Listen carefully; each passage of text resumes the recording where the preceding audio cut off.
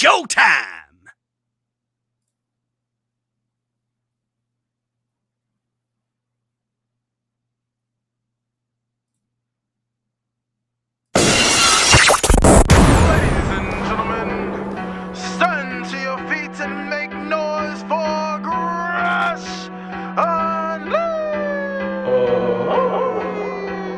Let's go!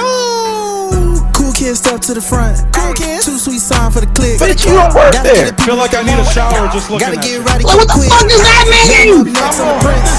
They ain't been the same ever since. What? Living pretty We well cut on the the head challenge. off a I ain't You're gonna be single for the rest of your life. Brock Lesnar on the beast. Look at the heat. Sleep flex and Look at the repeat. heat. Whole new swag with a Come pass on the on. tag. Coming live from the west to the east. Turn that shit Better up, recognize bitch. on the Watch mouthpiece. that. See the power level got I get no bitches. Bringing I'm a content on hoe. the daily.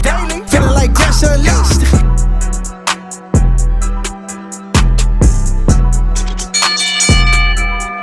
Greetings and salutations, ladies and gentlemen, boys and girls, non-binary pals, and everybody in between. Welcome back to the Gresh Unleashed podcast. This is episode number 30 here on wherever you listen to your podcast. As always, joining me is the voice that does the most, the voice of deviltry himself, Gresh. I'm speaking in third person for some reason. And joining me, as always, is the queen of rebels herself, Suela the Bandit. What's good with your family? Hey y'all. Today is actually a great day and a great night. It was like 75 degrees outside today. I Weird. felt that too. I went to North Carolina. It was cold as shit. I came back and it was warm. Weird. Georgia In December. Georgia does not know what it wants to do with itself. So Not at all. we're stuck with this bullshit.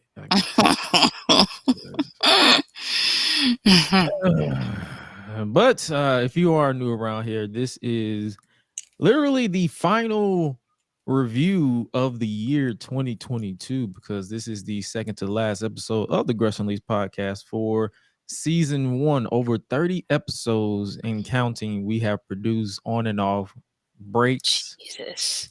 none breaks, because sometimes That's stuff crazy. got canceled, life 30 happened. episodes. Ugh. 30. We are close to 60. Then 100, then who knows how long we decide to keep doing this. Man. But so far so good, and I can tell y'all this without a shadow of a doubt: we have knocked every goal out of the park, because Definitely. my God, we decided to literally just shoot for the fences, vibe, chill, talk about wrestling, talk about life, and people who've been liking, sharing, retweet, downloading, all that stuff. I try not, and that's one of the things I did. I stopped paying attention to numbers, and you guys have been killing it, from the interviews to the retro reviews to the reviews of whatever pay-per-view we decide to watch that weekend. You guys have been showing up, showing out, and killing it. Whether you're watching on YouTube, Facebook, Twitch, Instagram. Not Instagram. Well, you get clips from Instagram, but wherever you listen to, or if you listen to on in audio format on the GreshUnleashed.com or wherever you listen to your podcast, we appreciate you. But enough of the sappiness. This week in wrestling will be non-existent, because didn't have much time to watch anything modern myself. I was in North Carolina for 2 shows back to back. I was in Greensboro, then I went to Charlotte, and then now I'm back here in Atlanta. And funny enough, I literally just got through with another show this morning. So show after show after show, then I decided to hop on this podcast so you guys can enjoy my nonsense and our nonsense to talk about whatever it is we decide to talk about. And this week we decided to talk about Ricky Starks and MJF's promo, because I don't know if you got a chance to catch that, but I actually got a glimpse because I was watching that on the way back from Charlotte, and I was listening to that. Ricky Starks chewed that man out. Like, he chewed him a new one. Both men can cut a promo, but Ricky Starks, he if you weren't hyped to see that match, you became hyped after that. We'll also give our speed round preview and predictions for NXT Deadline 2022. That will be the last NXT premium live event, if you will, on 2022. so much in store for this illustrious podcast that we're going to be calling us illustrious. We're going to speak it into existence. We're going to be giving a retro review for December 3rd, 2001 episode of WWF Raw, which saw Chris Jericho face WWE Champion Stone Cold Steve Austin, while Mr. McMahon and Kurt Angle targeted The Rock after The Rock embarrassed Vince McMahon on SmackDown with his pants down. We'll talk about it. And I don't know why after I watched this show, because I actually watched it. I finished watching it an hour ago because that's how lack of time I had this week. But I finished watching it an hour ago. We might get into some Wrestling Observer newsletter stuff because I was intrigued in what the direction they was going at this time back in behind the scenes, because there's some stuff I didn't know, because at the time, who was watching WWE in 2001? I don't think a lot of people was watching WWE in 2001. We'll get into that and so much more here on the Gresh Unleashed podcast. But before we move on, we got some house notes. Patreon exclusive content is back, which includes watching Vibe videos. We're going to increase that. We're going to besides watching Vibe, we're going to increase the number of what we bring you guys over on Patreon, patreon.com/Gresh Digital. We appreciate you guys immensely for those of you who are a part of the team. But make sure, if you haven't already, make sure you check out episodes 1 through 4 of the Watching Vibe series, with a new one more than likely dropping next week. Once I'm done in the North Carolinas again next week, I'll be back in time. Myself and Highlight will be recording the end of the year awards for 2022, this second annual, because we didn't do last year.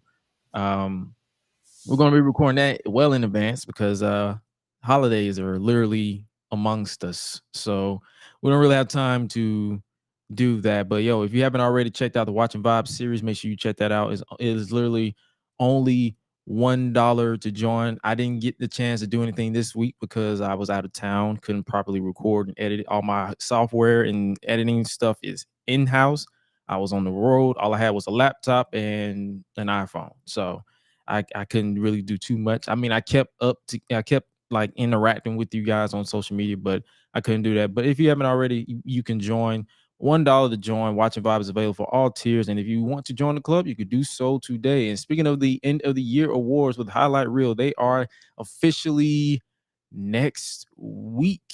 The end of the year awards for 2022 is next week. You guys can check that out with myself and Highlight Reel, the Gresh Unleashed podcast, and the Life's a Botch podcast presents the end of the year awards.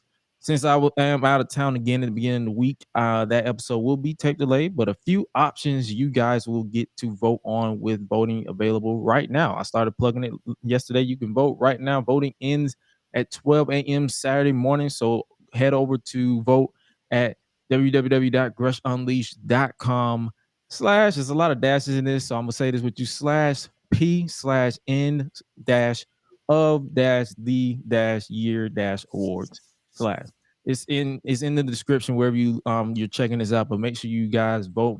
You can do so because I believe some of the categories right off the top that you guys can vote on is tag team of the year, faction of the year, matter of fact, so many more. You can also vote for return of the year, best fan reaction of the year, and 2 additional selections. You can vote for the LGBTQ plus superstar of the year or wrestler of the year, as well as your favorite local independent superstar or / wrestler of the year. You can also vote on that. It's something fun. It's nothing to be taken too serious, but if you guys rock with us and you guys want to have fun with us and just pick out our favorite moments, myself and Highlight will take care of the main categories, culminating in superstar of the year, who we consider superstar of the year.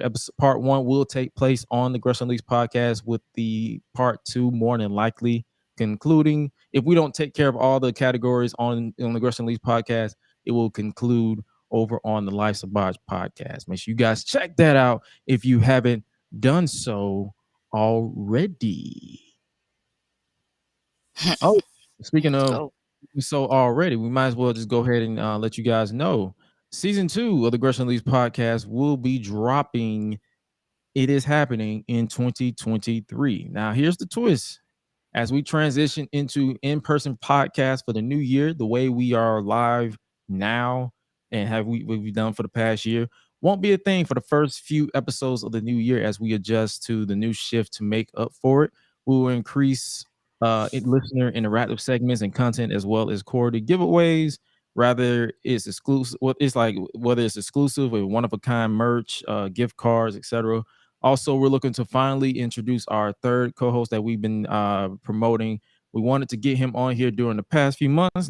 He was announced, but let's be real, he no showed the call time each time. We're gonna start fresh in the new year and see where we go from there. We're more than likely what's going on, what's going down. But yeah, season 2 is going down, and I've actually narrowed it down to 2 studios that isn't too out of pocket for either of us to travel. So we're more likely going. That is happening. In person podcast will be a thing for us here at the Gresh Unleashed podcast, and here in general for our new network that will be finalized in the coming months. So make sure you guys stay tuned and keep it locked for season 2 of the Gresh Unleashed podcast in 2023.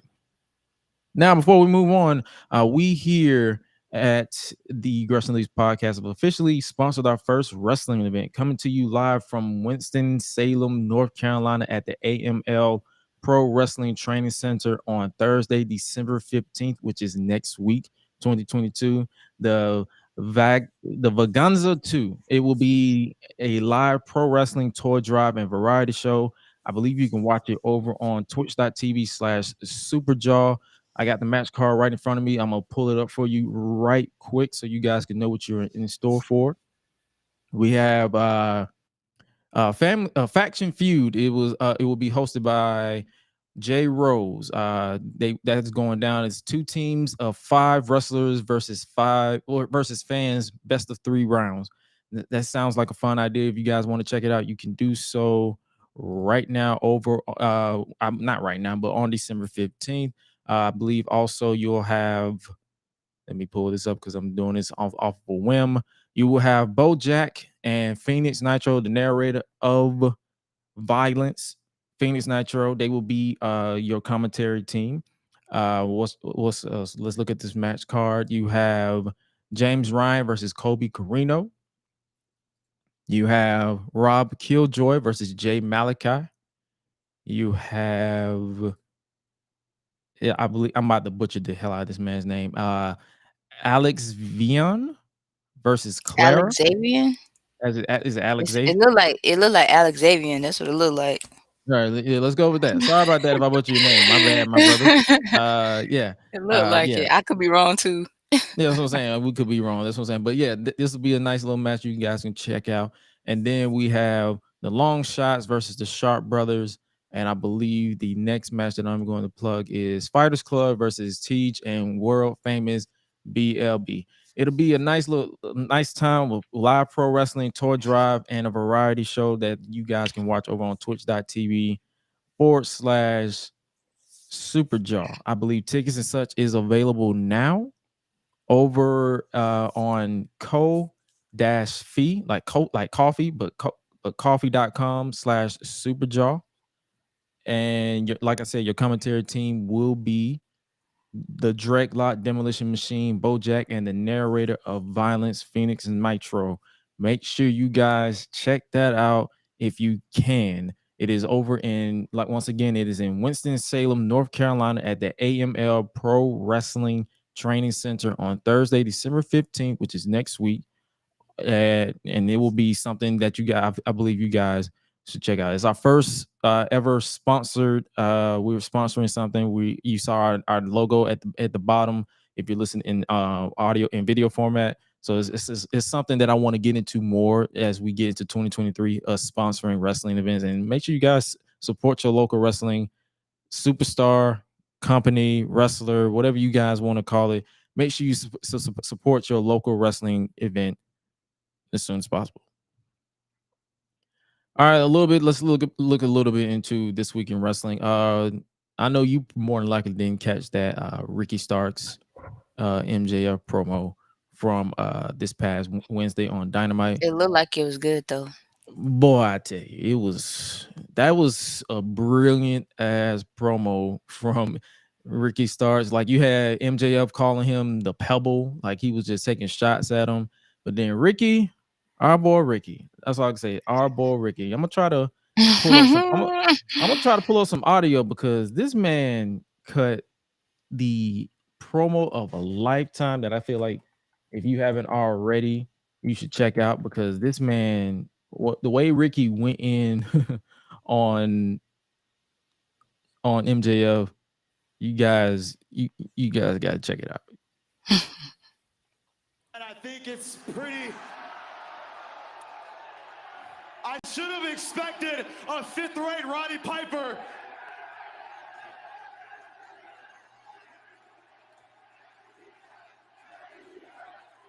Maxi pad. I should have expected a fifth-rate Roddy Piper wannabe to come out here and try to steal the spotlight. Oh, you trashed the city. Oh, you trashed the people. Hey, how much more shtick do you got? Because the low-hanging fruit is running dry, partner. Now, every single week you come out here, you smell like paint thinner and ass. You spray tan your eczema. If you took your shirt off, your back would look like you laid in an ant pile for 7 hours. You got some crappy shoes on. It's never ironed. The shirt is too small. The shitty scarf and the terrible ass haircut. And you think that you're better than moi? Give me a break. Talk your shit, Ricky. Well, he went in. And his mama was ringside too. Oh. Everything Yeah, he was turned. screams cheap. The cheap suits, the cheap shoes, the cheap heat. Oh my God. And you are a new AEW champion, huh? Well, here's the thing. With that AEW championship comes a big responsibility that you know nothing about. The difference between you and me is that when these people got behind me, I gave them a reason to keep going. When they put faith in you, you let them down. When Regal believed in you, you let him down. But brother, when it comes to Ricky, I deliver on time, every night, every week, every month. Boy. And you can take your little ass to Greece for 3 months because, oh, you didn't get paid enough. Because, oh, you got out politics by somebody smarter than you. But the fact remains is that I've been here busting my ass. You want to talk about responsibility? Let's talk about the fact that you avoid responsibility. You avoid any type of pressure. I show up to signed meet and greets where you don't care. You just blow it off because, hey, everybody hates Max, so he has nothing to lose, right? Yeah, guess what, buddy? There comes a lot of responsibility when it comes to people actually liking you. And besides your nose being a lot darker than the rest of your body, me, on the other hand, I live with dignity, I live with respect. You know nothing about that. When I lived in my car in South Austin, guess what I was doing? I was grinding. I knew the responsibility of taking care of myself. When it comes to that woman right there, his mama, my responsibility to get her a car, to get her a house. And you think because you pay people, because you kiss ass, that Maxwell, I'm better than you, that you can get whatever you want. Please give me a break. That boy was spitting. Next week is a big deal because I'm putting up and I'm shutting you up for once in your miserable, narcissistic, little punk-ass life.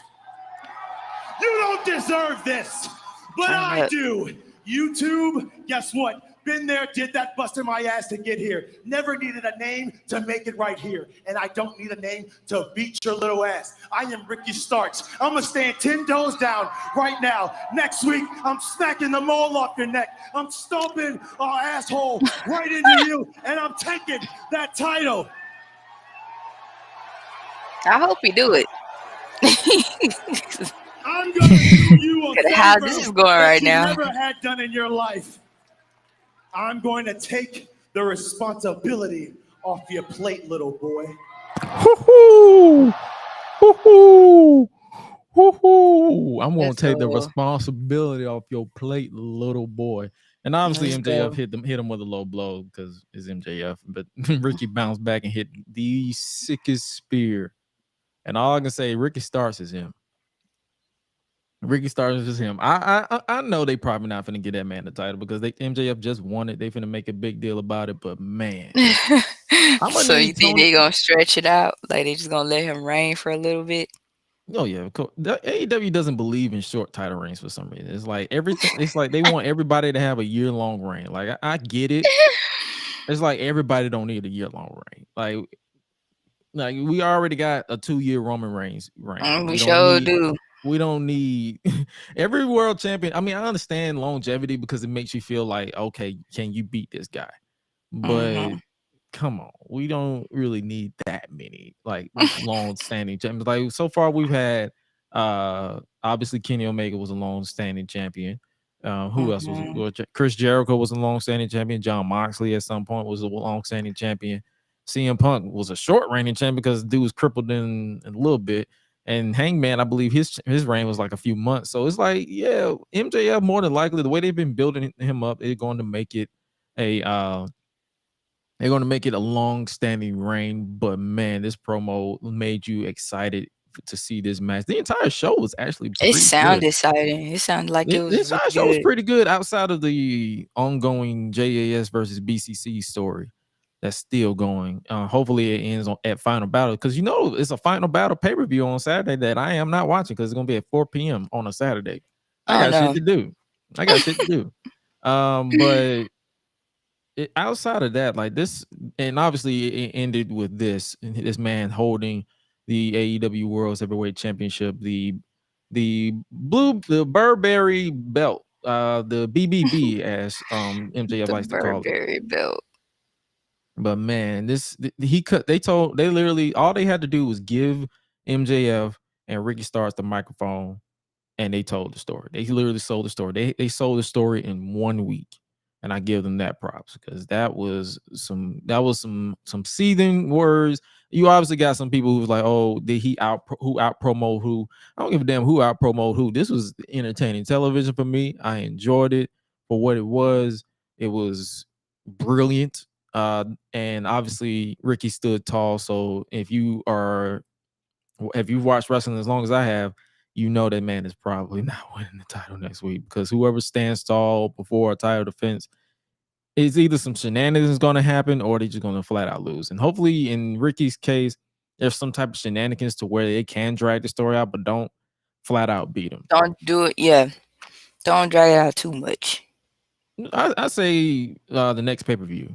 If they don't, well, no, they're going to probably give it to Danielson. It's probably going to be MJF and Danielson at the next pay-per-view. So yeah, but put it this way, this is a match that needs to build Ricky to the point where he's up there.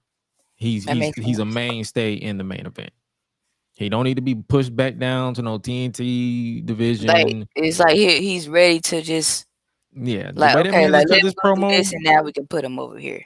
the way that man just cut this promo with no disregard or no stuttering. You can tell he meant he had the legitimately veins popping out his entire head. You could tell he believes everything you say. The best story and the best promos are when people who are giving it believes every single word, every single syllable, every single comma, every single exclamation point. If you don't believe what you're saying, why would I, as a viewer, believe or give a shit with what you're saying? Exactly. This man right here cut one hell of a promo. I'm gonna be glued in my seat more than likely. I'm gonna watch it when I get back from North Carolina because I fly back in that morning. So more likely I'm gonna be seeing it and probably editing next week's show. But good television. And speaking of good television, is it almost boss time in New Japan? And the reason why I asked that is because apparently it's reported that Mercedes Varnado, aka WWE Sasha Banks, is expected to be at New Japan Pro Wrestling's Wrestle Kingdom 17 event next month. That is a interesting development. According to several sources close, this is according to PW Insider. Of course, I got to give credit where credit is due. According to several sources close to the situation, while it is unknown whether Varnado will be appearing before the live crowd, we are told that New Japan is bringing Varnado in for the event. Back in October, Varnado teased the idea of wrestling former WWE star Kairi, formerly known as Kairi Sane, in Stardom. She is, I believe, the inaugural New Japan Women's World Champion, which you guys should check out, by the way. I saw glimpses of that match. I'm gonna have to watch it in full again. Which, and according to report, and well, according to Stardom, which shares the same corporate owner as New Japan. So there's that. That could be a situation with what they do, but so they have the same. They recently did a corporate a crossover event with New Japan, which saw, like I said, the inaugural Women's World Champion being crowned. Sasha has recently been training at a number of places in recent months in the United States and in Mexico. So even though she walked out, her and Naomi walked out, and rightfully so, they knew their worth. They she's basically been still training because she has a passion for wrestling. Do I see her in New Japan? I wouldn't mind it. It's better than people assuming that she'll be debuting in AEW in Japan in January to team with Saraya against Britt Baker and Jamie Hayter in a one-off match. Unless they're like, the only way I see Mercedes in AEW is if Tony Khan legitimately rebuilds, and refocuses on the women's division, not this nonchalant lackadaisy what you've been doing. Like, I mean, legitimately put it up to par with what they're doing in NXT, or what they're doing, what they're now doing on the main roster. Because let's be real, SmackDown's women's division has just been dreadful to sit through. But you're behind, and what they're doing in Impact, and what they're doing now, and what they've been doing in Stardom. So it's like, yo, catch up. And I mean, you got to get with the times, or just like, don't bring her in to just do what she was doing in WWE. Don't waste her time. Like, yeah, Please don't do that. don't waste this woman's time, and don't waste my time, because I'm gonna get hyped for it, and you just gonna just push her in the back like everybody else, like you did with Athena, like you did with so many other people who were like hot in the flame of the month, but then fell off. I can tell you, one of the WWE success stories is the Acclaimed, Jade Cargill, Britt Baker, and Hangman Adam Page. That's 4 out of a lot. So if you get Sasha in, or Mercedes, let me start saying Mercedes, whatever she do, that's the beauty behind being in the unknown. You don't know. We don't know. We're just assuming. We're all speculating. So I'm intrigued with what they do with that. That's I guess that was the last bit of tidbit news I have for you guys. And yo, we might as well move on to the NXT Deadline 2022 speed round preview and predictions. Let me go ahead and pull up this graphic, or let me go pull up this scorecard on what we're gonna vote for. I got one section for who I'm voting for, who you got going for. So hopefully you guys can, if you tune in, more than likely I'm probably going to watch Deadline because it's at 8 p.m. on a Saturday. I'm off. I get off by the time the show goes on, so that's the beauty behind that. But yeah, let's get this ball rolling. Let's start with the main event, which will be for the NXT Championship: Apollo Crews versus Braun Breaker. Who you got? Let's start with you. Who you got? You got LeBron.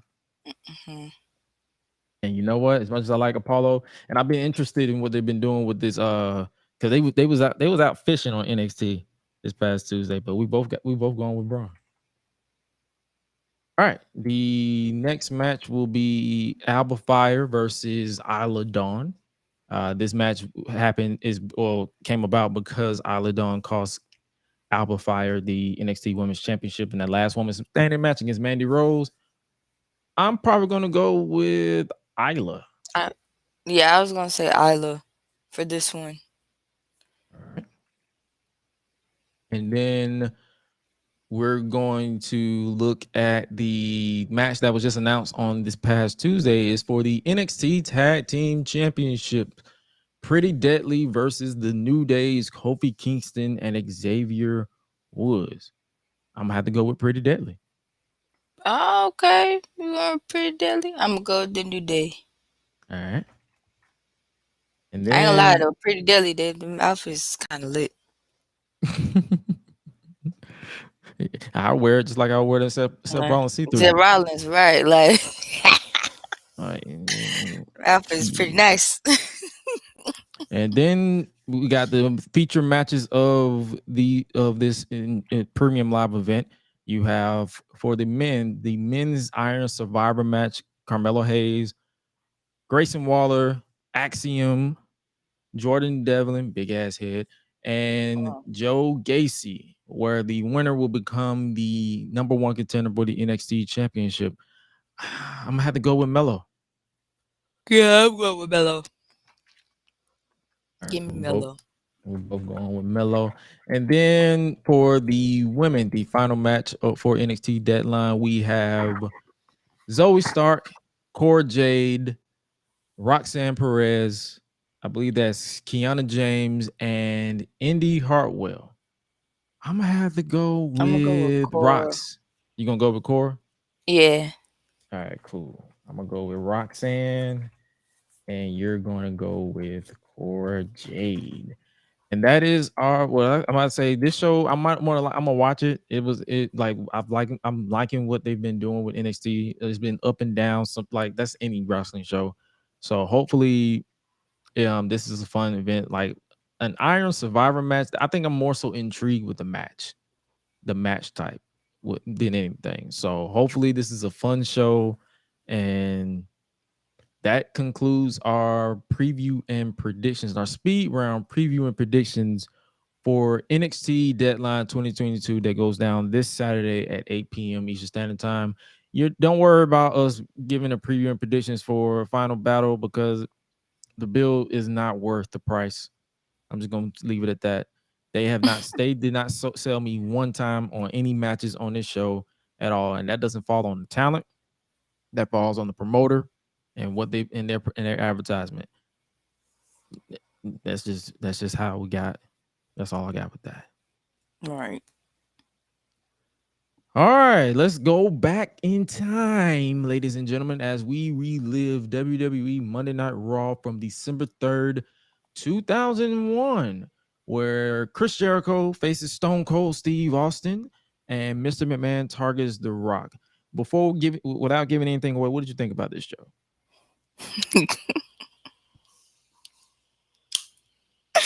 I actually liked this show. I really did. Matches especially aside, like just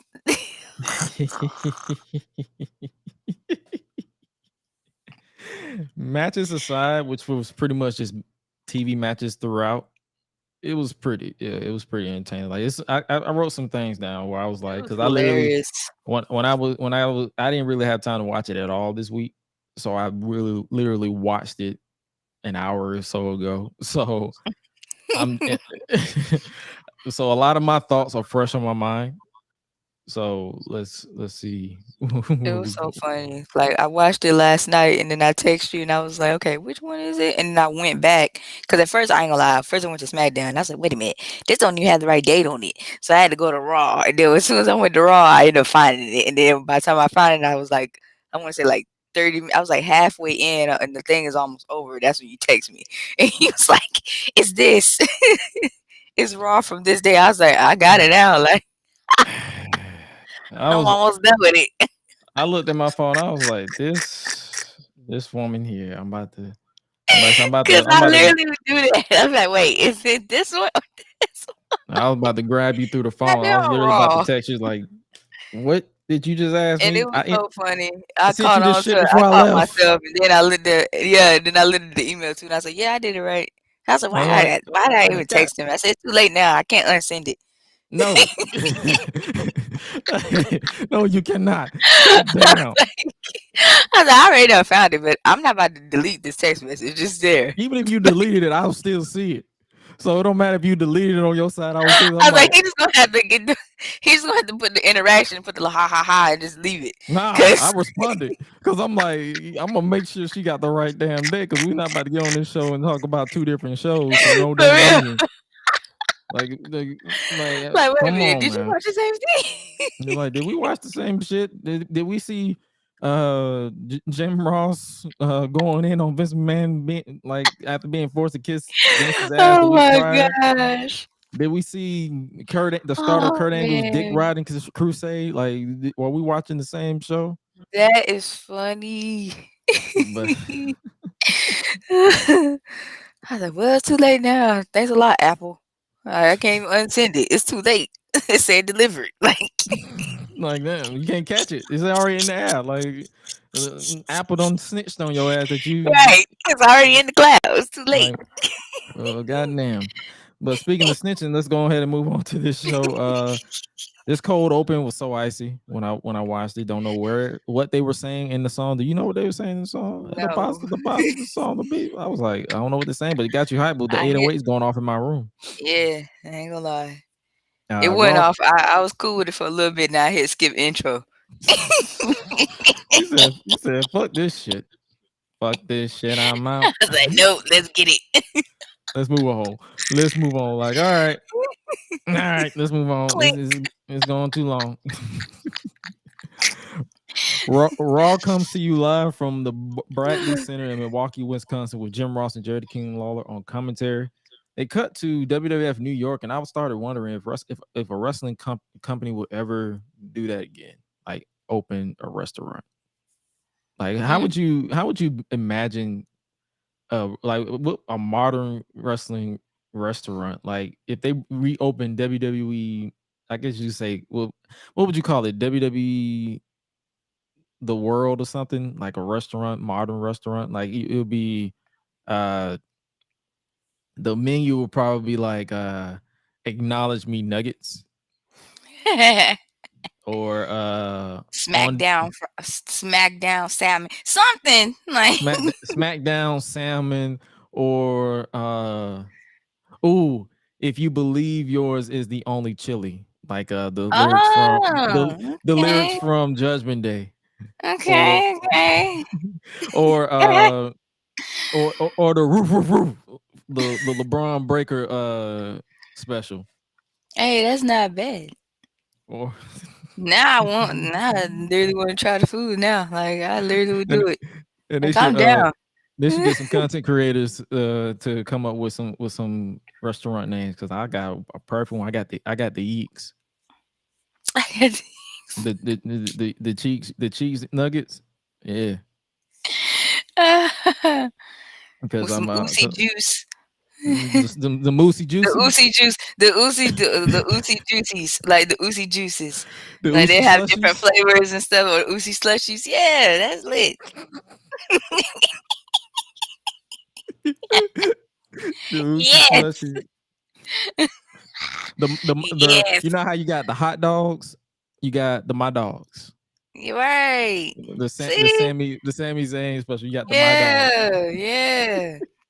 That's lit. And obviously you got the retro stuff, like the wet sandwich or the Rudy Poo mashed potatoes. The instead of the pie like the Rock used to always talk about, the pancakes, the Rock pancakes. Mm-hmm. Let's move on before I get hungry. This is the go home episode of Raw Before Vengeance. I was like, oh, this was an accident, where they crowned the first ever undisputed champion in sports entertainment wrestling history. Like, Jim Ross was like, this has never happened. Like, interesting. I said, we already got some undisputed stuff happening already. Yeah, we still got undisputed. Undisputed. Okay. Like, all right.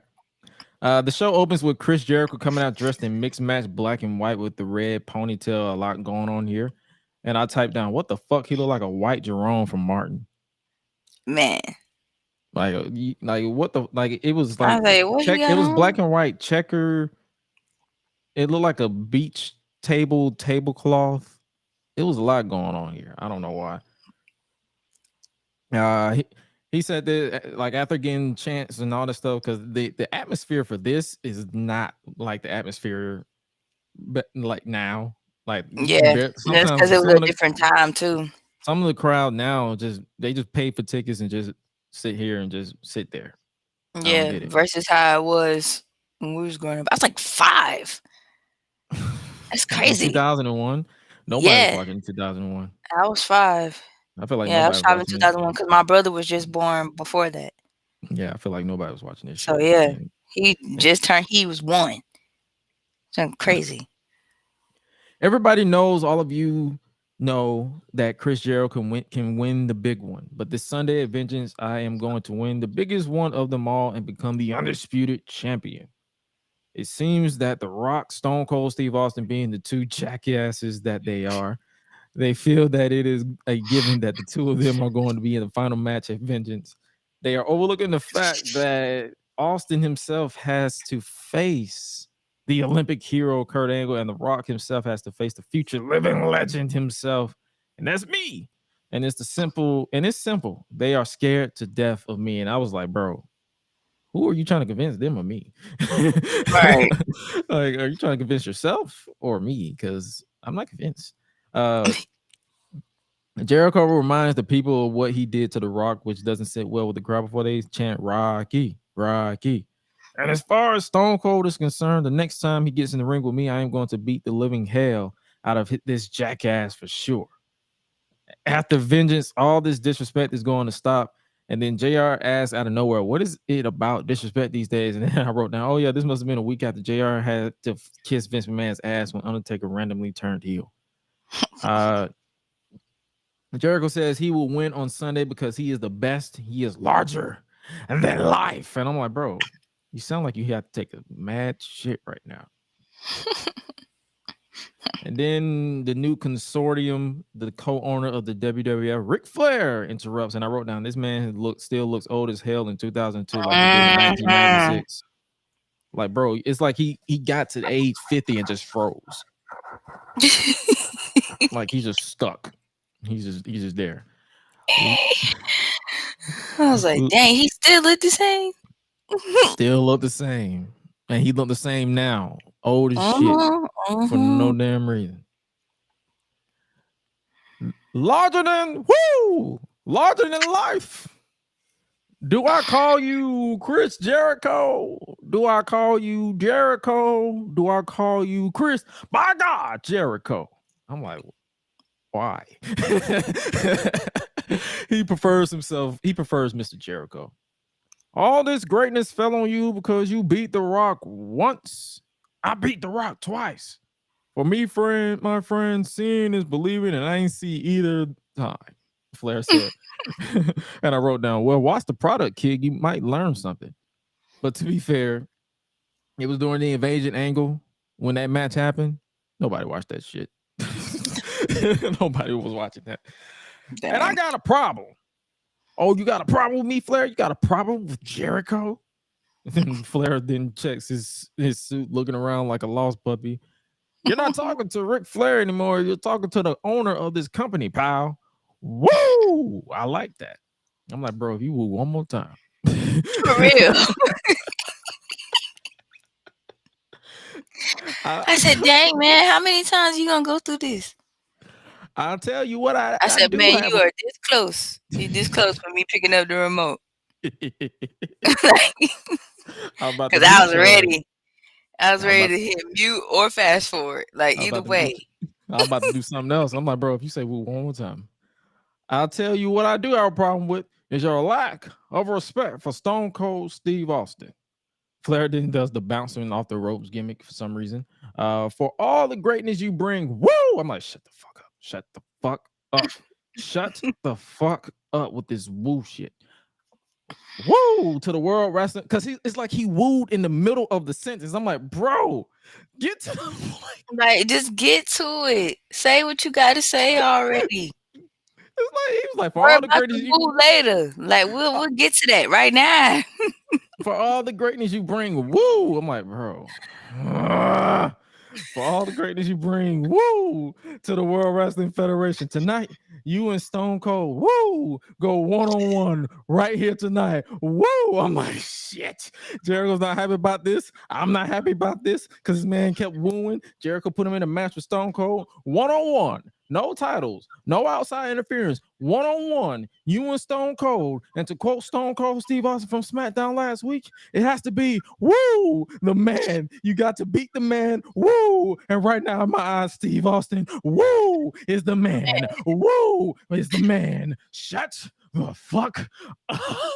You say woo one more goddamn time, I am going to literally turn this shit off and say we did not. This show is canceled because this man kept saying woo. I was literally about to cancel this entire podcast because this man kept saying woo. If you say woo one more time, I'm going to shove my woo up your ass because I am tired of hearing woo every 60 to 30 seconds. We had to deal with the what chance at this point, and we had to deal with the woos at this point, and I am tired. I am over it. But Jericho is left to test it and in the ring because now he has to compete just 6 days before Vengeance. The Rock arrives to the arena backstage, so you know he's about to get some shenanigans, and that's my type of party. WWF Vengeance is proudly presented by Lugz Boots and Shoes. Have you ever worn anything from Lugz?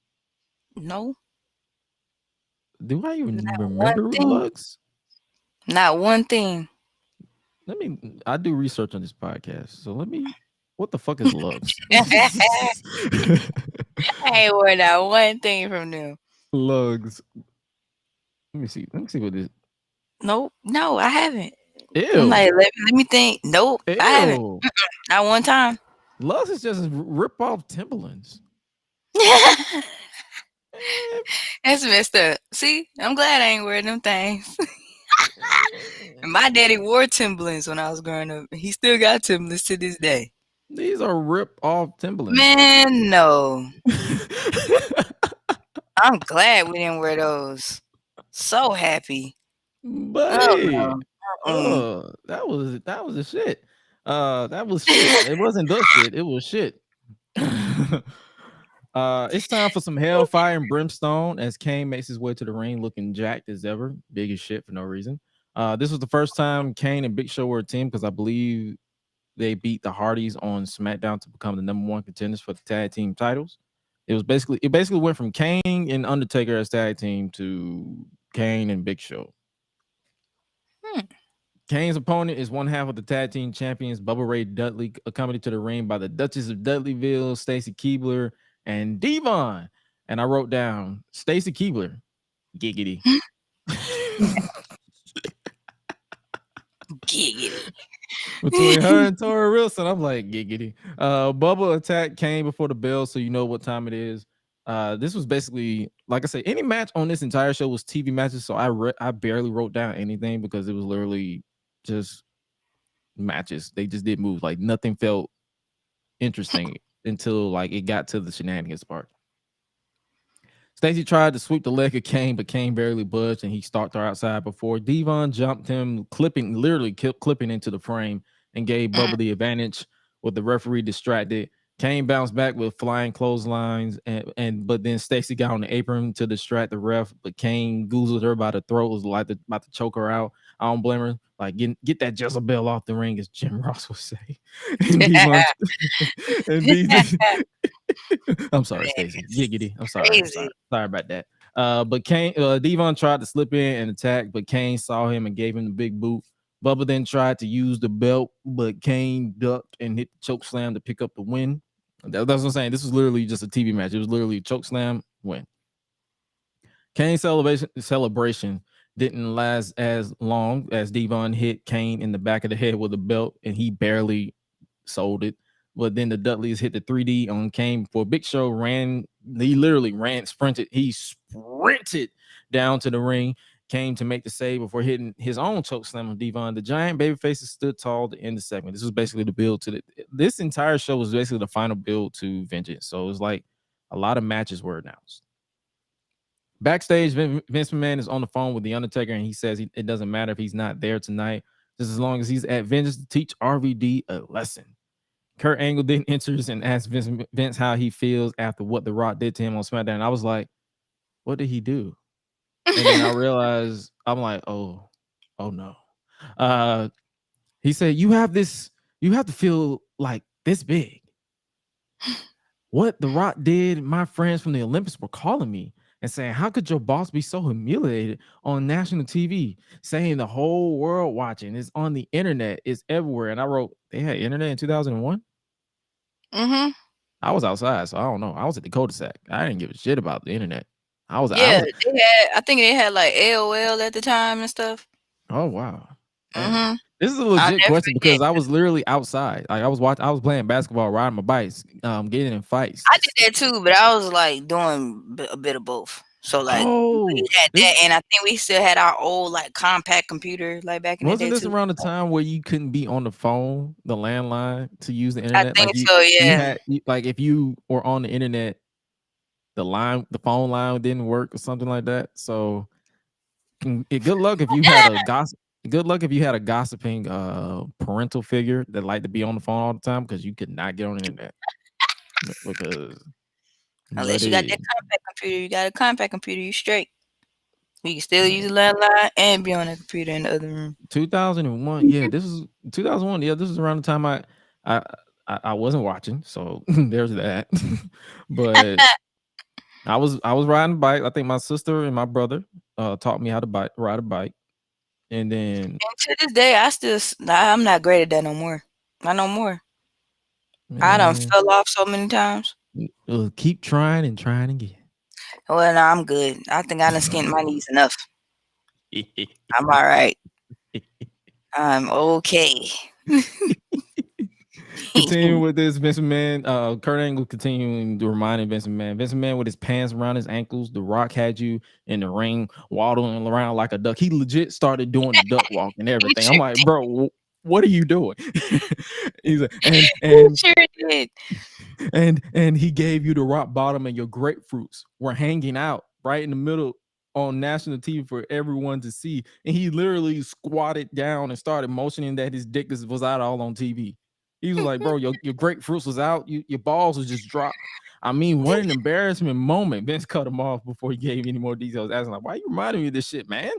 I was there. Right. I was right there. Me, like. And then Kurt proceeds to dick ride without a license and proclaims that they will get The Rock back tonight because he will not embarrass Vince McMahon. And they both sit down to come up with a plan to fade into commercial break. Back from the break is Albert, accompanied to the ring by Scotty 2 Hotty to compete one-on-one with his former tag team partner, Test. Scotty referred to Test as Horseface. Mm-hmm. And I could not contain my laughter.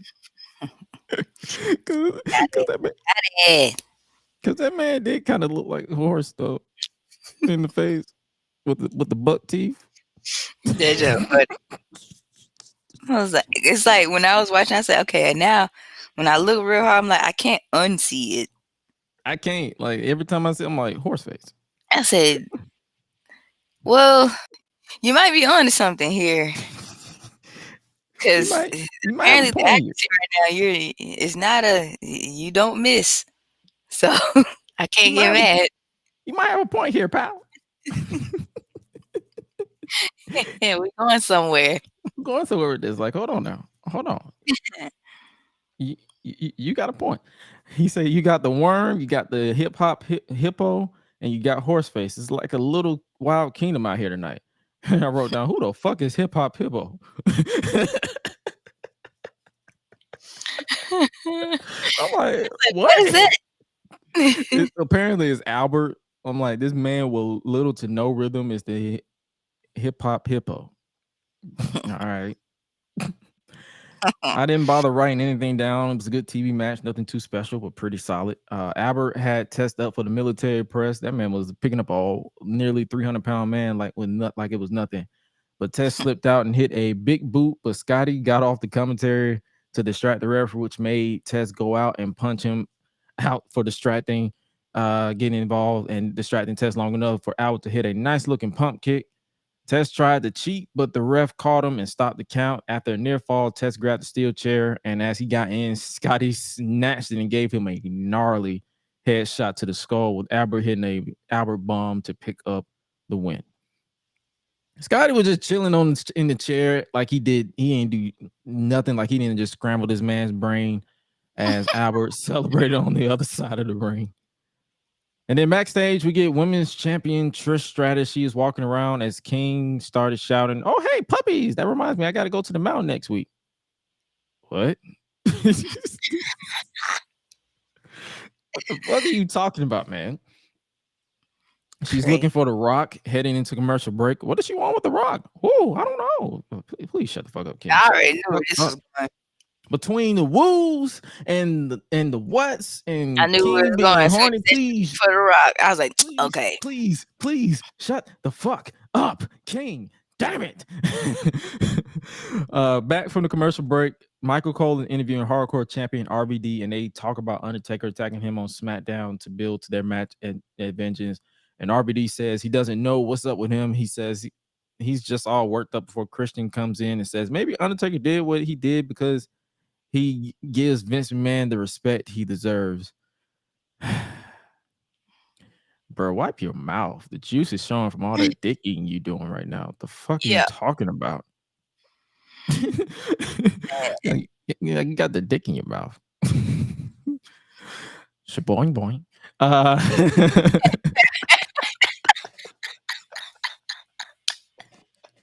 I was not expecting that. Shaboing boing.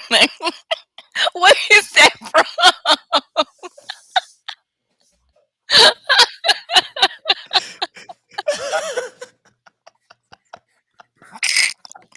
I'm gonna start saying that from now on. I ain't heard that phrase in so long. The last time I heard that was from Big Mama's house. Oh my gosh, that's so funny. Oh my gosh, why? Oh, that's hilarious.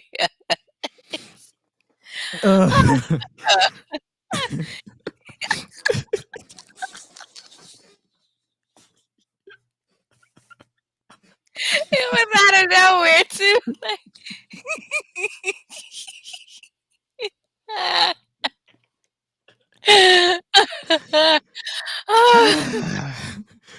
Oh my gosh. Wait till Christian to next year. Christian asks if he thinks he's better than if RVD is better than the Undertaker, and RVD says he'll find out on Sunday and tells Christian since he's standing here, he wants to see if he's better than Christian tonight, which he agrees. As long as the hardcore title is on the line, RVD says, all right, as long as that Euro trash title is on the line. How many you disrespected the European title? That was uncalled for. Come on now. That was a beautiful title. And Christian said, my Euro? You know nothing of Euro. What's the capital of Belgium? Waffle. You son of a bitch. What the fuck you say, RVD? Bro. Come on. What's the capital of Belgium? Waffle. He still kind of messed that up though, because he didn't say what's the he kind of messed up on his end too. Yeah, he said what's the capital of Brussels? He said what's the capital of Brussels, and then he was like, I don't know, because Christian, he was like, so because RVD said, okay, so what's the capital, and Christian was like, I'm not telling you. He ain't know. All right. So wait a minute now, who's really the dumb one? Both of them. Actually, both of y'all. Both of them. Both of you. Dumbass bitch. Right. Boing boing. Oh my god.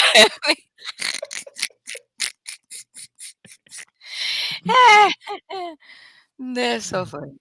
So it's a match with the hardcore title on the line. It's basically a hardcore style match. The camera then cuts back to Trish Stratus outside the Rock locker room. She knocks and then she just walks right in. Not once did this man say, "Come on in." He could have been assed out, balls hanging freely, and she just walks right on in. Like, you don't knock and enter. You knock and wait. Then you enter. Don't just slip up in there. Like, who you think this is? She wanted to come in and thank The Rock for saving her from another humiliating moment from Vince McMahon. And I'm like, what the fuck is she talking about? And she wanted to thank him properly with a kiss on the cheek. And I'm like, oh no, where's this going? Is that your way of thanking The Rock? If that's your way of thanking The Rock, then allow The Rock to give you his way of saying you're welcome. And the way she just stood there all awkward and quiet, I'm like, I knew it was gonna happen. I'm like, what are you doing, bud? Where we going? Where we going with this? Well, I take back to that other little capital comment. They actually were right. It's That's Brussels. yeah, it is. I mean, That's it was so the capital of Belgium is waffles. The capital of Belgium is Brussels. Man, what the fuck? So I don't know why they would throw that in that segment like that.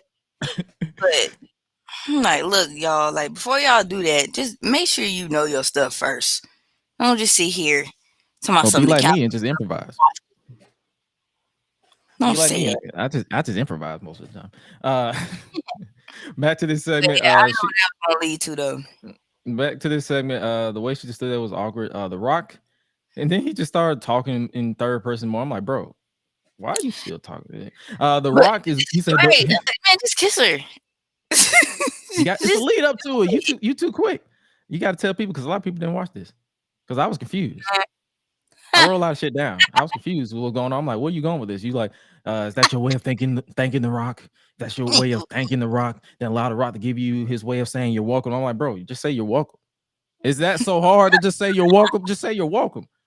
The Rock is gonna grab your hand, brush your hair back, bring you in close, lean you back, look deep into your eyes, and get you to suck my dick. Oh, I'm just playing. I'm just playing. He kissed her, like she said. He kissed her. He kissed her. He kissed her. He didn't get no shaboing boing. He kissed her. And the pop that man got with the crowd chanting Rocky in approval, and then that man fixed her hair back over her shoulders, titties all out.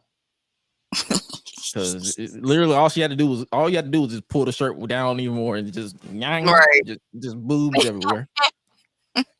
Fixed her hair, titties all out, turned his back to her and did the eyebrow giving into the camera to go to commercial break. I'm like, this segment was something. Yeah, because I was like, you doing all of that back then. I'm like, it must have been real steamy. Cause I'm just stuck on like, bro, all you had to do is just say you're welcome. Right. You went to singing you're welcome in 2020 or 2018, 2019. You're welcome. So, bro, you can literally just say you're welcome right here. It's not that hard. Anyway, back from commercial break. Team Extreme, the Hardy Boys with Lita made their way to the ring with Lita looking good, as Booker T would say. Ripped, all in shape. The story here was their first attempt at breaking up the Hardys, which wasn't as well received as the time they did in 2009.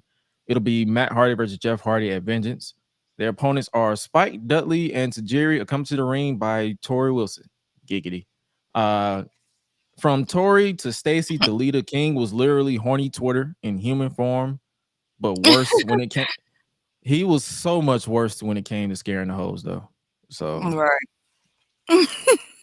Tajiri was so smooth in that ring from his kicks to the back spring elbow. The ending came when Matt Hardy hit that middle rope leg drop that basically gave him a permanent limp, but not before Jeff made the blind tag and hit the swanton bomb on Spike to pick up the win for his team, much to the dismay of his older brother.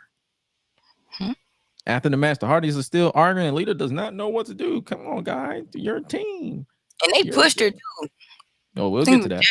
yeah. Yeah, I we'll was get like, to that. Backstage, Sir William Regal is furious, walking until we hear, "Hey, look, it's the kiss ass. No, it's the ass kisser."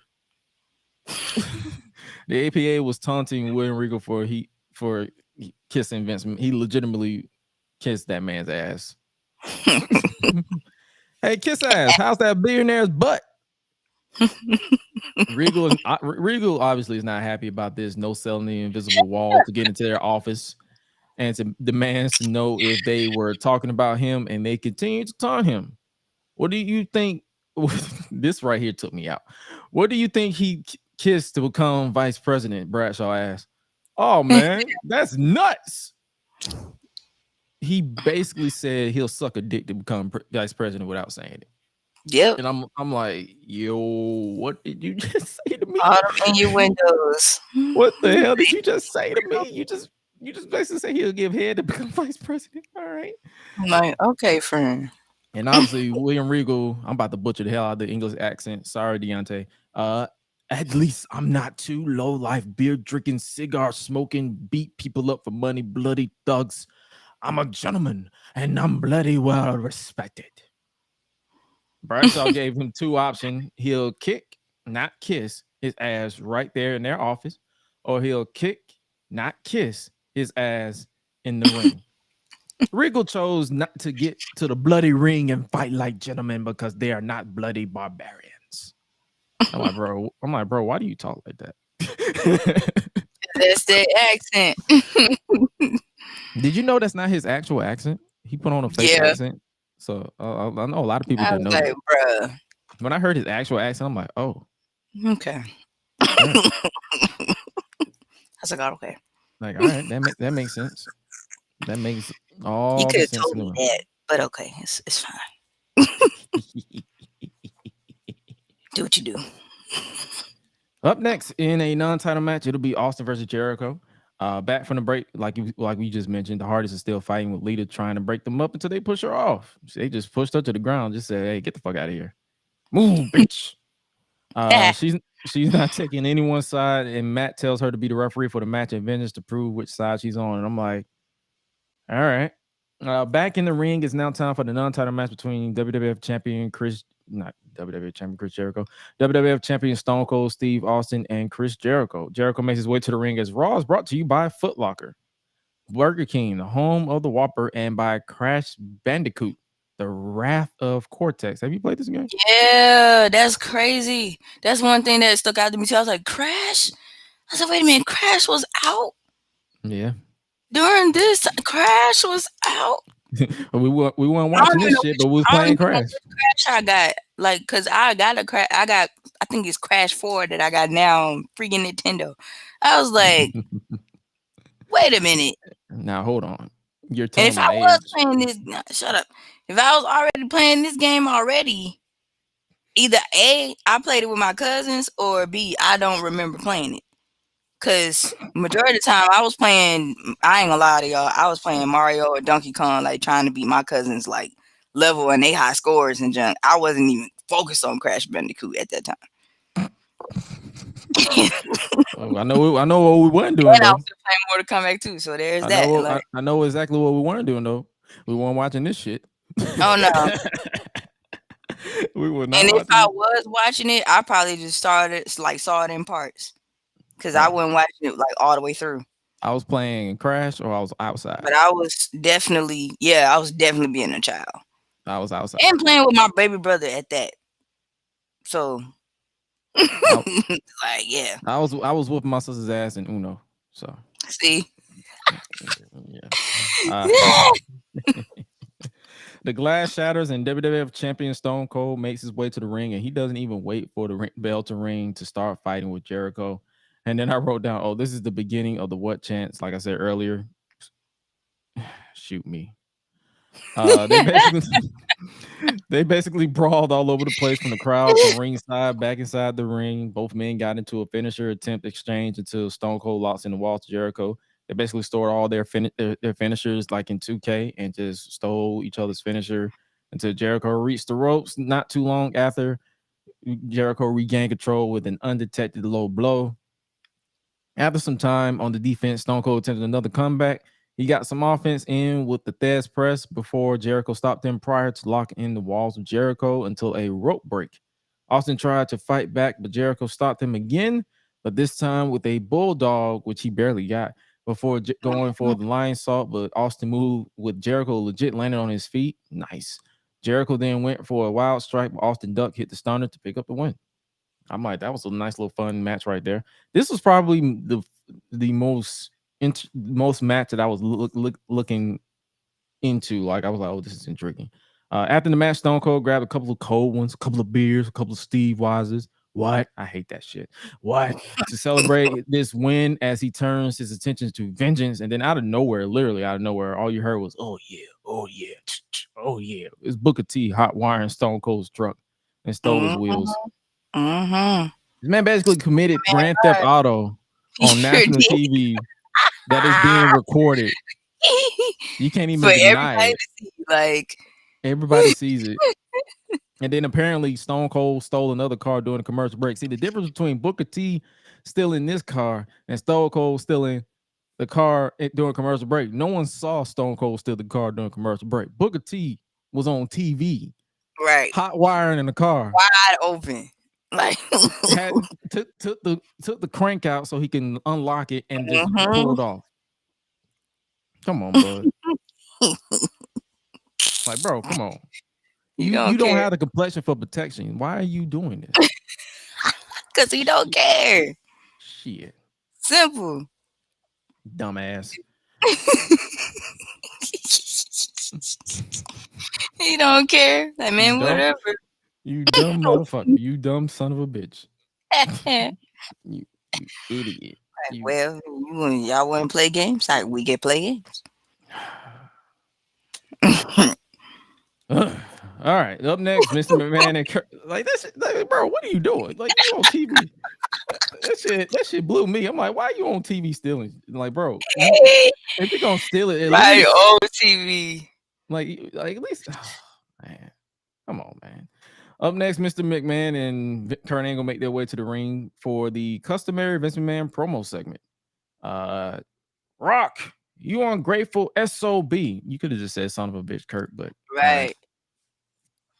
Kurt Angle basically says if it wasn't for Vince, The Rock, Stone Cold, or anyone wouldn't be a damn thing without him, except for Kurt because he was already an Olympic gold medalist. Kurt Angle then continues his dick-eating crusade before they show footage of Vince attempting to force Trish Stratus to kiss his ass. And I was like, oh, this is what they were talking about. Before The Rock came out and embarrassed that man on behalf of Jim Ross, Trish Stratus, and the millions and millions. Before hitting the rock bottom, Kurt Angle then rips into Rock about what he did and asks the people if they enjoyed that. What? Did you enjoy that? What? Did you like that? What? Say what if you like to sleep with your own sister? What? See, look at y'all. Right. They just kept saying what. I'm like, oh my God, please shut the fuck up. And then Kurt got them to stop saying what though. I guess walking around with your pants down and threatening to shove things up people's butts may be a family tradition in this backwater city, but not in WWF. I'm like, bro, he just basically said y'all are y'all are some fucking bums. Yep. Basically. That made their what chance turn into asshole chance. I'm like, yep, he killed the what chance. Thank God. Kurt Angle then calls out The Rock and says if he ends up facing him at Vengeance, he's going to beat a lesson into him before demanding an apology on both of their behalf. The Rock then makes his way to the stage to a massive ovation with the world title in hand. It's like I barely remember him having a big gold belt. Yeah. But then again, it was the invasion in 2001. Was nobody watching this shit. So, of course, we don't remember him with the big gold belt. He does his finally gimmick. Finally. Will The Rock apologize? No, this is The Rock we're talking about. Absolutely not. He said, why don't both of you come up here and kiss The Rock's ass instead? Which infuriates Kurt Angle, but it's not just any ass, it's the people's ass. Blood, that ain't my ass. What the fuck you talking about? Speak for yourself. That is not my ass. I don't know you. What I look like? No. Vince then says The Rock. We ain't that close, bro. Like, come on now. You speak in third person. Come on. Vince then says The Rock is just like these people. They are ingrates and proceeds to drag his point on. And Ross says if he has a way to come down, he has a way to come down there and slap that toupee off your head and hurry up and finish your sentence. Damn. So Vince, if you got a challenge, you go ahead and spit it out. You sick freak. Kurt then continues to dick ride some more before Vince cut him off to announce a tag team match as the main event against he and Kurt Angle with his tag team partner Trish Stratus. A lot of kissing here tonight. Rock kissed Trish, Kurt Angle dick riding for Vince, Christian dick riding for The Undertaker and Vince. Jim Ross wanted to just punch everything that moved, and Jared King Lawler just continued to be horny on in real life and continue to scare in the hoes. Anyway, basically is a handicap match, but if Rock's team lose tonight, he must join the Vince McMahon Kiss My Ass Club, and if he decides not to kiss his ass on SmackDown, he'll be stripped of the championship and not compete at Vengeance. Before Rock could respond, I literally almost blacked out because Ric Flair interrupted the proceedings. I wrote down, if this woo motherfucker say woo one more goddamn time during this segment, and he proceeds to do exactly that. Ric Flair then proceeds to add a stipulation as 50% owner, where if Vince's team loses, then he will have to kiss Rock's ass on SmackDown. And if Vince doesn't do it, then Kurt Angle loses his shot at Vengeance before both men steal each other's catchphrase, because he said, to quote The Rock, woo! If you smell, woo, what the nature boy, woo, is cooking. And I'm like, please shoot me. For the love of God, shoot me. The nature boy. And then The Rock, well, his old ass. And then The Rock said, woo. I'm like, oh my God, I hope you lose. I hope you lose tonight. I hope you lose. I hope you kiss Vince's ass because you keep saying woo. Like, I was rooting for you, Rock, but then you start saying woo, and I'm like, oh God. If I had $1 for every time they said woo on this show, I would be a billionaire right now. Literally. It was that many woos. And that was the end of the segment. That was the end of the segment. They announced the main event of the show in the middle of the show. The main event could have been Stone Cold versus Jericho, and I could have just turned this shit off right here because anything after this didn't really do anything for me. Back from the commercial break, it's a hardcore style match for the WWF hardcore title as Rob Van Dam makes his way to the ring. Christian then makes his entrance with the most 2001 gear of all time with that see-through fishnet shirt that our uncles used to wear back in the day. Fishnet.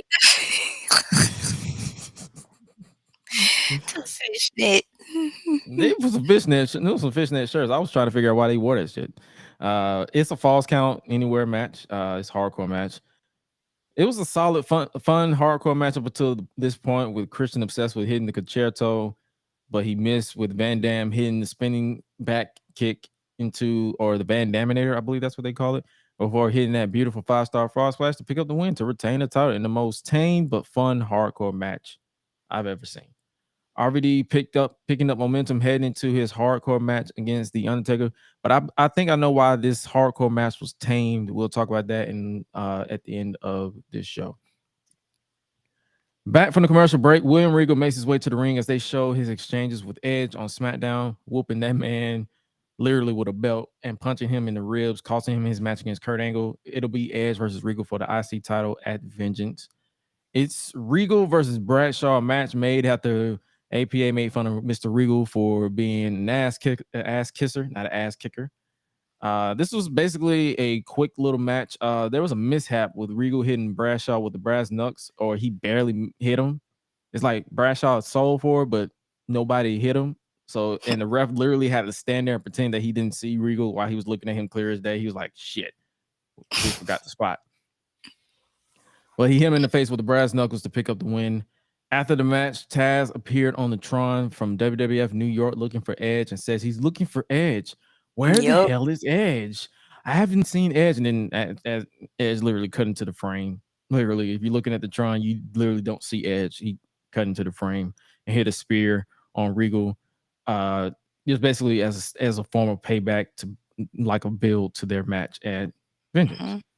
Then backstage, Kurt Angle is hyped about forcing The Rock to kiss Vince McMahon's ass, but wonders about the sight of him, that being Vince kissing The Rock's ass. But they say not to worry about it as they walk out of the office into the main event of the evening, as Vince McMahon makes his way to the ring with the roids roiding. Right. Like, bro, you are Soon as he started walking, I said, "Whoa, you okay, are buff dang, dude." for no goddamn reason. I was like, "What?" Yeah, I'm like, all right. Kurt Angle's All out these next. just, I'm like, you are all buff. these just, I mean, popping out. No. Like, I don't know. bro, What are you doing here? Kurt Angle is out next. I'm so used to the "you suck" chants. Looking back at this at shows like this without them feel kind of weird now. Women's champion Trish Stratus is out, making her way to the ramp as they do the final build up to Vengeance with plugging WWF.com. Vince started dancing for some reason to Trish's music.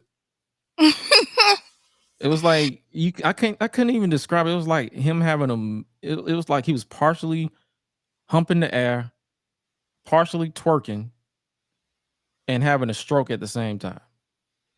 He was having a stroke twerk.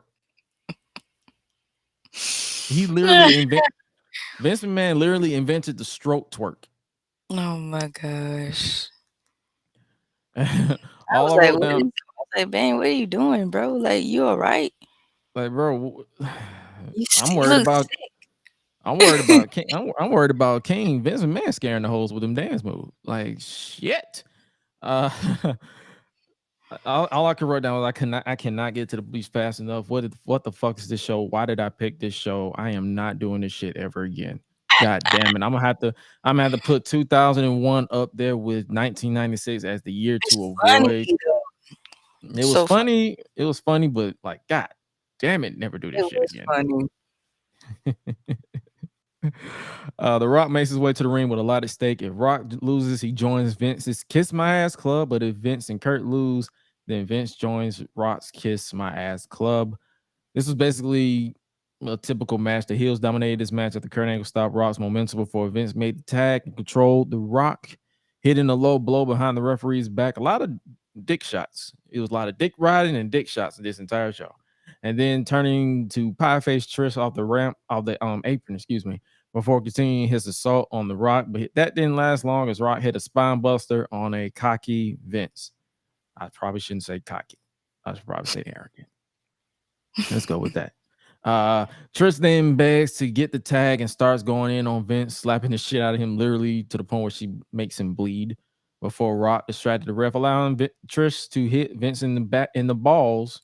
More dick shots before Kurt Angle hit her from behind to stop the full one. That man literally did the full forearm. He just said, "Yeah." Kurt makes the tag and starts taunting the Rock before Trish hit Kurt with a low blow as the referee was there. I'm like, bro, damn, y'all dicks are hurting right now.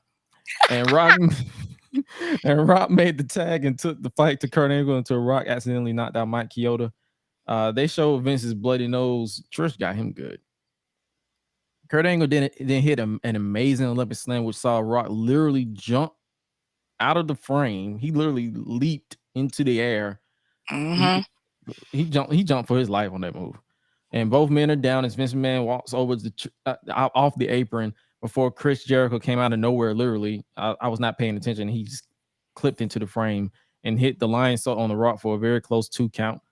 Vince McMahon then walks over, roided out of his mind, and chases after Trish Stratus, chasing her all the way to the back until Stone Cold walks out and begins chasing after Vince McMahon and started whooping his ass on the outside before hanging up Kurt Angle right into the Rock bottom, giving the win to Trish Stratus and the Rock.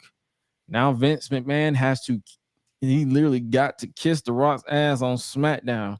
Did you see it? Did you ever see? You remember that segment, right? Mm-hmm. Where he kissed, where he didn't end up kissing. This is a spoiler for those who haven't seen. I don't know why you haven't seen it. It's 2001, but The Rock teased him kissing his ass, but he said, "You're not finna kiss my ass." Then he brought out Jim Ross and said, "Pull your pants down, Jim." And then he teased, Yeah. and then he teased that, and then he said, "Nope, you're not gonna kiss his ass." Then he brought out Yeah. Trish Stratus, and then he said, and then Vince was like, like a Right. little, like he was scaring the hoes on SmackDown. Like, bro, they was just notorious for scaring the hoes. He was like, "I'll kiss it," and then Ross said, "Oh, you sick freak!" And then he was like, "You're not gonna kiss that ass." And then he returned the returning Rikishi. Yeah. And that's where that meme. Hilarious. That's where that meme with Vince getting his ass stuck up. So Vince McMahon has this fetish with sticking his face up wrestler's ass. He did it with Rikishi and he did it with Big Show in 2006. I remember that Hell in a Cell. I think that was the first Hell in a Cell that I watched in modern time. It was that match, and it ended with with Vince's face of Vince with Big Show's ass. It wasn't even protected like Rikishi's ass. It was literally a bare ass.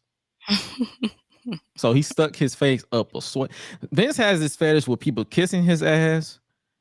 He has a fetish with putting his face up people's asses. That man had a lot of, and that man had a lot of incest fetishes too. We'll talk about that in just a little bit. The Rock then teases Vince with air kisses because he has to kiss ass, or Kurt Angle can't fight for the undisputed title. And I wrote down, why did The Rock kiss the air like that? Like, bro, stop. And that is Monday Night Raw from December 3rd, 2001. Like you said, it was a fun show. I was getting frustrated with the woos and the what's like crazy. Neither one of us subscribe or follow the Wrestling Observer newsletter. I actually decided to find some notes, pull a page out of Deadlock's playbook when they do their reviews. These Wrestling Observer notes are from December 6, 2001, which kind of gives you Dave Meltzer's thoughts. With the invasion angle finally over, because you remember how I said nobody was watching 2001? The invasion pretty much killed everybody's interest because they fumbled that. The WWF has essentially hit the reset button on the company, and part of that seems to be a return to the risque days of 1999 with Raw this week.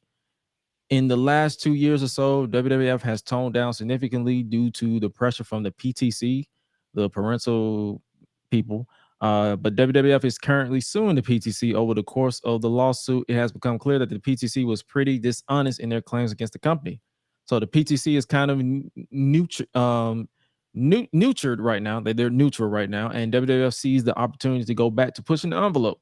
So this week on Raw was essentially an episode full of McMahon's favorite kind of television, bathroom humor and employee humiliation, culminating in Jim Ross being forced to join McMahon's Kiss My Ass Club. This was talking about last week, not this episode that we just watched. In his hometown, no less. So that man got embarrassed in front of the family. As you might expect, Ross was extremely upset about the angle and fought against it, but he's the VP of talent relations and felt like in his position, he had to set an example of going along with it. So we got Vince McMahon, the 56-year-old owner of a publicly traded company, parading around the ring in front of a sellout crowd with his bare ass exposed, while Undertaker forced Ross's face into it in an angle that the real-life performer really wasn't comfortable with doing. Earlier in the show, we also had William Regal accidentally peeing on Big Show, a bra and panties match that was much more revealing than most, and a bunch of other shit. TSN in Canada attempted to edit the show as it was airing live, but they kept messing up the timing, and every time they tried to cut away from Vince's bare ass, they ended up accidentally showing it instead. Man. So they tried to cut away from it, and it was like, oops, never mind. And of course, the Undertaker turned heel turn was yet again another illogical turn that made no real sense. In the last 8 days, Jericho, Austin, Vince, and Undertaker and Kurt Angle twice have done heel or face turns. Keep in mind, Ric Flair made his big return to the WWF last week, and this week he wasn't even on the show. He was there. They brought him out in front of the live crowd, and he made a match during a commercial break. But that was it. All in all, this company is a complete mess right now. You should see. You should see the company later on. Dang. Fresh off his firing from the WWF, Eddie Guerrero was looking for indie bookings. He reached out to New Japan Pro Wrestling, but they said the earliest they would have a spot for him will be in March. So basically, this was around the time where Eddie was going through his health issues. Notes from last week's Raw. After a strong Survivor Series and one of the best Raw of the year last week, WWF immediately squandered all that goodwill by dropping a big old Raw-shaped turd this week, full of the usual sophomoric Vince McMahon humor. We had William Regal piano, like we just talked about that. So let's pull up what his thoughts. Let's see if he got thoughts on this week, because I'm curious. I'm curious. That was last week. You said what? I said most likely. I'm curious. I'm gonna see what this man's thoughts was on this past show, because that was December 6th. Let's look at December 6th. Where's the 12s? November, December. These numbers are all out of order. They need to get this shit. They need to get this shit together. My God damn. This shit is not in order. Let me see. Pull it up. No, that's 2000. I don't know why this shit is doing this. Let me pull it up right now. We live. I don't care. We live, so it is what it is. But I'm interested, because it's like, bro, what are your thoughts on on this week? Because I feel like Vince McMahon was obsessed with ass. Like, this dude was obsessed with making people kiss ass for no. He was obsessed. Just do all of that. Come on, bro. He was obsessed for no goddamn reason. Like, bro, you're forcing people to kiss ass. Okay, so this is December 7th. This is December 17th. Let's look at December 10th. I believe it could be December 10th. There he goes. They talking about the brand split. Not much news this week. So it's really not that much news. I guess he didn't really have too much thoughts, because it was a pay-per-view and all this stuff. Nothing too shabby. Oh, like I said earlier, what I had thoughts on why that hardcore match was a little tame. There was a incident where Booker T got busted up by RVD in a match. Booker T got a concussion and was busted open from a Van Daminator at a house show in Toulouse. So I'm guessing they toned it down a little bit, because I guess he wasn't really trained in the WWF style. They talked a little bit about the plan to split the rosters into two brands. So that's an interesting scenario, because the brand split is among us. There's so much going on, because they had a full roster after the invasion angle that nobody watched. Apparently, there was a backstage promo filmed for the Thanksgiving episode of SmackDown that never aired. It apparently involved Rock and RVD in a funny bit, but the segment implied that RVD was stoned on the reefers. That's what they said, reefers. The segment got a laugh from the live crowd, but then Kevin Dunn decided the marijuana reference was too much, and it got axed from the show before it aired on TV. I need to see this. I want to see this segment. I want to see this segment now. Someone need to find this segment. Someone need to hack into WWF archive and find this footage. Oh my gosh. I find the footage. I need to see this archive footage. At recent house shows, this is another fetish that Vince McMahon has an obsession with. At recent house shows, Crash Holly has been seen kissing Molly Holly after their matches. Neither of them use the Holly name anymore, so Dave doesn't know if they're just ignoring that they used to be kayfabe cousins, or if this is testing the waters for some incest angle. Vince will get an incest angle over one of these days or die trying. Thankfully, he is out of power from creative, because that man, he either wanted it to be the kayfabe father of Stephanie's child. He wanted to have a relationship between Stephanie and Shane at one point. This man was obsessed with incest. I don't know what the fuck wrong with him. You sure he ain't from Alabama? Yeah, maybe. But that's all the news and rumors I have from the Wrestling Observer. Don't get used to it because I might not do this often. It was just I was just watching this show. I was like, I'm intrigued. Wasn't too much going on. Vengeance was going down.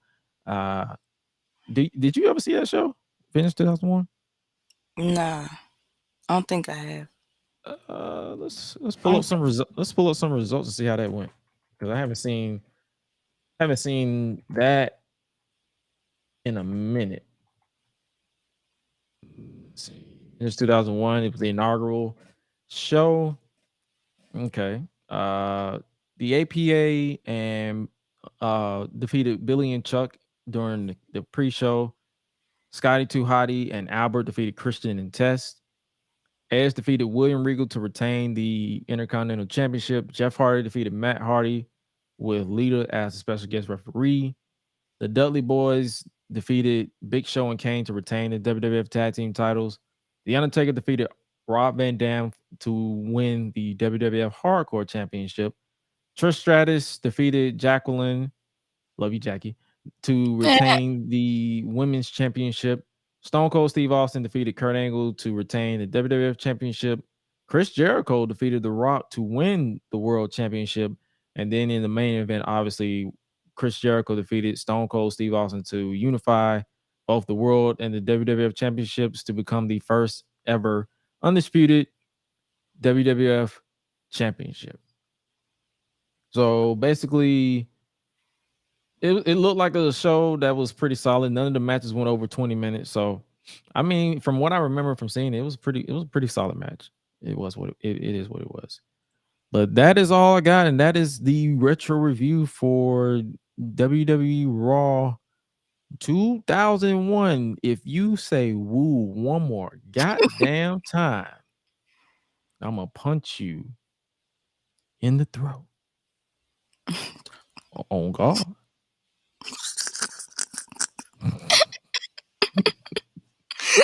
Oh, man.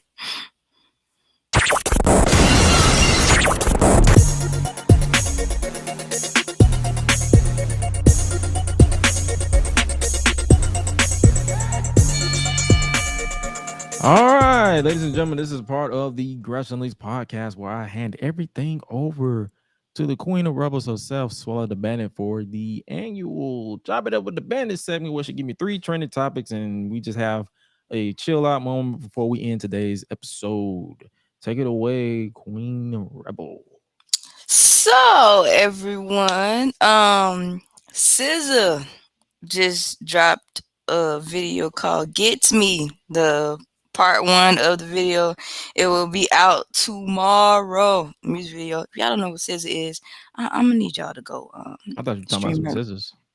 No, SZA, SZA, the artist SZA. Yeah, I'm gonna need y'all to go stream her music because she's amazing. Also, the news has said that Brittany Griner will be returning home. There's been a prison swap exchange. So I think she comes home when today, tomorrow, somewhere. I think she's already on the plane. But yeah. So I done saw that lately, and I done seen too many of these people jokes. Cause some of us black folks, we don't take nothing serious. No, when we not, so it's just that's just a given at this point. Like could have been did that, but okay. Anyway, as always, stay safe out here, stay hydrated. You don't think that's a lopsided trade though? I do. A little bit high key. Mm-hmm. They traded her for the merchant of death. Mm-hmm. Like, I'm glad she's home because she's a citizen, but it's dang. Like, come on, bro. Right. You kind of, yeah. Y'all kind of got y'all got slated. Right. High key. Like y'all don't use your brain, but okay. Anyway, what a dumb choice to make. Anyway, because it is. Anyway, but yeah, please, be safe out here. it's too much going on out here. It's a lot of ruckus, too much ruckus going on out here. Um, if in the event, if you come across somebody and they just happen to have, an attitude, just honestly, just walk the other direction. You do not need to be trying to risk yourself going to jail over stuff that don't even matter, let alone don't even pertain to you in the first place. Mind your business. Um, as always, yeah. Also, there has been I think I want to say the series premiere of Willow. It just came to Disney Plus. I think it was yesterday. I haven't started watching it yet, but eventually I will. I grew up on the original Willow. There's so many shows I haven't either started or have just not caught up. But I'll give it a chance when I can. Also, yeah, just be mindful of your surroundings. If you in the event you start traveling, just be aware of where you at, and always make sure you have your safety. Whatever you consider as a safety kit on you. Um, Please tell your loved ones that you love them. You don't know when their last day gonna be here. You don't know when your last day is either. So make sure you treat it right. However, in the event, it's okay to say no. Have some boundaries. That's okay too. Um, yeah, that's pretty much all I got for today. Sweet. Oh, shit, I lost my train of thought. Fuck. Because you mentioned it slipped me. It literally slipped my mind. I mean, it is what it is. I'm not losing sleep. Fuck. I lost my train of thought. It is what it is. But yeah, make sure you guys stay safe out here. Stay hydrated. Stay in shape. Like if you can do cardio, do whatever you can do. Just do your thing. But with that being said, I guess that concludes our chop it up with the bandit segment, and that concludes the Gresh Unleashed podcast because that's all we got for you this week, ladies and gentlemen, boys and girls, non-binary pals, and everybody in between. But yo, for real, this was quite the show. This was a show that we that we watched. I'm like, this is a mixture of fucked up shit, stupid shit, gross shit, dick riding, dick eating. It's a lot. You got everything. It was crazy. But with that being said, you guys make sure you guys are voting in the end of the year awards because your voice will matter at some point. This is something we're doing for the first time. If it's a hit, cool. If it is not, we ain't doing it no more. We're just gonna do what we did. Do it for ourselves. But we want you guys, the listener, to head over to www.gressunleashed.com and search for the end of the year's awards tab and click on it. You click the link, vote on tag team of the year, faction of the year, return of the year, best fan reaction of the year. So many other reactions that we want you guys to check out. And also, it will be best podcast of the year, announced team of the year, best Twitter game of the year, best fan reaction. Like I said, so many. We give you guys some choices. I believe so far as 10 choices. Also, non-binary, LGBTQ plus, superstar wrestler of the year, your local or independent wrestler of the year. So many choices you can do. You can do that now by heading over to GreshUnleashed.com and clicking the link to where it says vote here and vote. The results will stop being counted at midnight on the 13th. I believe that is a Tuesday night. So vote if you haven't done so already. And with that being said, make sure you guys stay safe out here in these streets. Make sure you follow us on social media at Gresh Unleashed. That is on Twitter, Instagram, Facebook, YouTube at Gresh Unleashed Pod. And then you can follow me at Josh Gresham RRG on Twitter, Instagram, TikTok, Joshua Gresham RRG on Facebook, as well as make sure you join the Reddit r/Gresh. We will do more Reddit stuff in the new year. But for now, you guys stay safe out here. I've been Gresh. That's been Suela. She won't be here next week because the show will be taped and she has other stuff going on. But she has been one hell of a co-host. This has been one hell of a podcast. And with that being said, you guys stay safe out here in these streets. And remember to always eat, sleep, flex, and repeat. Happy holidays. We out. Yeah. Be breezy. Bye, y'all.